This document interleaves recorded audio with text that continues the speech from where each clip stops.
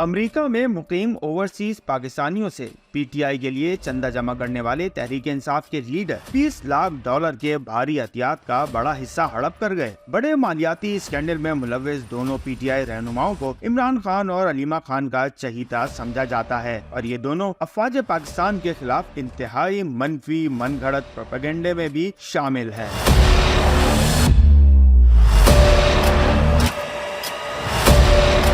امریکی اخبار daily post کی ایک رپورٹ انکشاف کیا گیا ہے کہ P T I U S A کے صدر اور بانی چیئرمین عمران خان کے مشیر سجاد برقی نے 3 امیر کبیر معروف پاکستانی امریکیوں اور 1 درجن کے قریب overseas Pakistani commission professional doctors سے $18 لاکھ چندہ وصول کیا، لیکن صرف $30,000 پاکستان بھیجوائے۔ اس بڑے گھپلے میں شریک پی ٹی آئی اوورسیز امریکہ کے دوسرے رہنما کا نام عاطف خان ہے۔ سجاد برقی اور عاطف خان بدنام یوٹیوبرز عادل راجہ اور حیدر میدی سے مل کر پاکستان اور افواج پاکستان کے خلاف گھناؤنے من گھڑت پروپیگنڈے میں بھی ملوث ہیں اور اوورسیز پاکستانیوں کو ترسیلات زر اپنے وطن بھجوانے سے روکنے کی سوشل میڈیا مہم میں بھی شامل ہیں کہ جو پاکستان کے ساتھ ساتھ ان کی فیملیز کی معاشی مشکلات کو بھی بڑھائے گی۔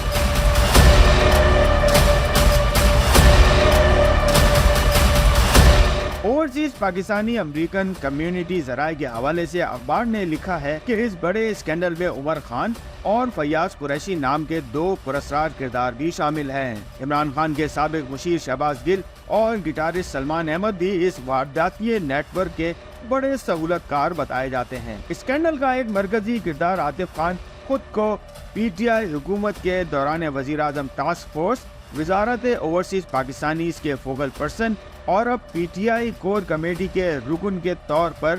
پیش کرتا ہے۔ ڈیلی پوسٹ کی رپورٹ میں اس نیٹ ورک کی طرف سے امریکی ارکان کانگریس کو گمراہ کن معلومات اور من گھڑت اعداد و شمار فراہم کرنے، بھارت اور اسرائیل نواز ارکان کانگریس سے پراسرار رابطے رکھنے اور پاکستان اور مسلح افواج کے خلاف زہریلے پروپیگنڈے کے لیے مختلف لابنگ فرم ہائر کرنے کی تفصیلات پورے ثبوتوں اور متعلقہ ریکارڈ کے ساتھ شامل کی گئی ہیں۔ یہ انکشاف بھی کیا گیا ہے کہ بھارتی خفیہ ایجنسی را سمیت کئی غیر ملکی حساس اداروں کے ساتھ اس نیٹ ورک کے مسلسل خفیہ رابطے ہیں